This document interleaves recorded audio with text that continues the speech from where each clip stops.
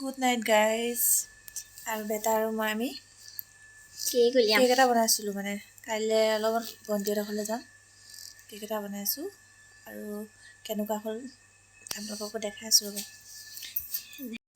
Good night গাজ বুলি কৈছোঁ দেই। ৰাতি বনাই আছোঁ কেক এটা 9টা মানে বাজিলে নেকি, আৰু মই হাতেই পিটি আছোঁ দেখিছেনে, মানে মিক্সিত নিদিওঁ। 5টা পাছে 9টা ডিমৰ কেক হয়।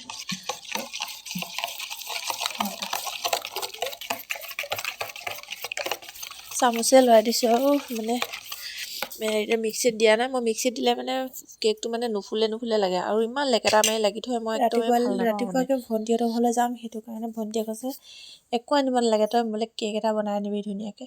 তাইও গাটো ভাল নাই, তাই প্ৰেগনেঞ্চি হৈ আছে, মানে এই গাটো ভাল নাই। তাই মোক কৈ আছে সোনকালে আচোন তহঁতক চালে ভাল লাগিব। মাকো মাতি আছে, মা পাপা মই আৰু আমাৰ আমি 4জনীয়ে যাম আৰু গৈ চাওঁগৈ কি কৰোঁ কি নাই।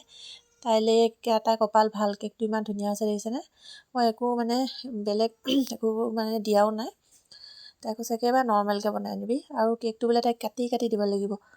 কাটি মানে পিচ কৰি দিবলৈ কৈছে। মই পিচ কৰি নিদিওঁ, মাজে ডোখৰ কৰি লৈ যাম। তাই নিজেই পিচ কৰি ল'ব, আৰু মানে কাটি এনেকৈ গোটাকৈ নিবলৈ দিগদাৰ হয়, ভাঙি যায় বুলি দিগদাৰ লাগে।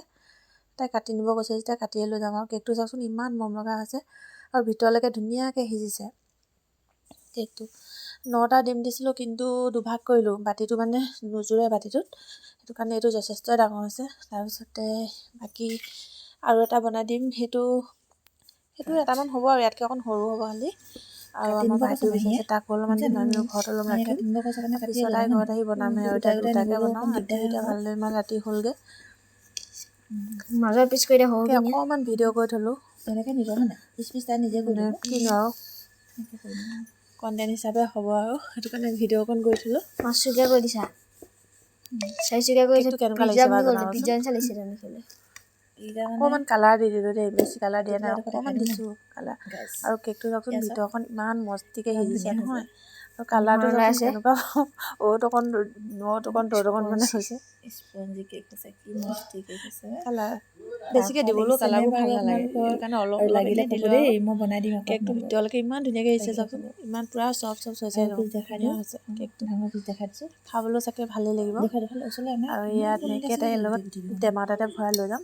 তাই পিচ কৰি ল'ব নিজে, আৰু এয়া চাওক ৰনটো অকণ বেলেগ নিচাই লাগিছে। ভিতৰলৈকে একদম ধুনীয়াকৈ আহিছে, আৰু যথেষ্ট কোমল হৈছিলে দেই কেকটো। এইফালে দেখাই দিছোঁ, ৰাতিপুৱা যিহেতু যাবই লাগিব, কেক গৈ মেলি ষ্টেটাছ লাগিছেনে। আৰু অলপমান মই যাবলৈ অকণো মনেই নাছিলে, কিন্তু অকণমান আছে আৰু অলপমান এইকণ থাকিলে। পাতি দিব লাগিব এতিয়া। এইকণ আৰু এটা আৰু অলপমান মিলাই মেলি পেলাই এটা নিমিলাও, আৰু এইকণে যিটো ওলাব। যাবলৈ মন নাছিলে, মানে মই ভাবিলোঁ কি আকৌ পাপাহঁত যদি বাই চান্স থাকিবলগীয়া হৈ যায়, ৰাতি মানে কাজিৰঙা মাজে আহিব লাগিব, সেইটো কাৰণে ময়ো গ'লোগৈ। আৰু লগতে আহোঁতে তেওঁ অকলীয়া হৈ যাবনে, হয়তো তাইৰ গাটো বেছিকৈ বেয়া হৈ আছে, হয়তো পাপাহঁত থাকিবলগীয়াও হ'ব পাৰে। আৰু ভিডিঅ'টো সেইদিনাই আছিলে, হয়তো থাকিবলগীয়া পাপাহঁত হ'লেই, পাপাই মায়ে থাকি দিলে, আৰু আমি দুজন গুচি আহিলোঁ। ভবামতে হ'ল, আমি দুজন আহি আছোঁ এয়া কাজিৰঙাৰ মাজত। ভণ্টিহঁতৰ ঘৰৰ ভিতৰত ভিডিঅ' কৰা নহ'ল যিহেতু, সেইটো কাৰণে মই সিহঁতৰ ফুৰিবলৈ যোৱা ক'ৰবাৰ মন্দিৰলৈ গৈছিলে, তাৰ ফটো কেকবিকে লগাই দিলোঁ। মানে সিহঁতৰ ভিতৰত মই সেইদিনা একদম ভিডিঅ' কৰিব মানে মন নগ'ল, ইমানে ভাগৰ লাগিলে, মই গৈ মানে ডাইৰেক্ট শুই দিলোঁগৈ, আৰু কেইকমান ফটো লগাই দিলোঁ আপোনালোকলৈ বুলি। আপোনালোকে ভাবিব ভণ্টিনো কোনজনী, সেইটো কাৰণে আপোনালোকৰ মাজলৈ মই কেইকমান ফটো লগাই দিলোঁ। এয়া ভনী জয়, আৰু এজনী ভণ্টি। একো নকৰা যে, এনেইচোন খুব বকি থাকে। এতিয়া কিবা এটা কওক, হা কিবা এটা কওক। এনেইচোন এইফালে মানে এনেইচোন ইমান লেবাই থাকে। কি টোপনি আহিছে?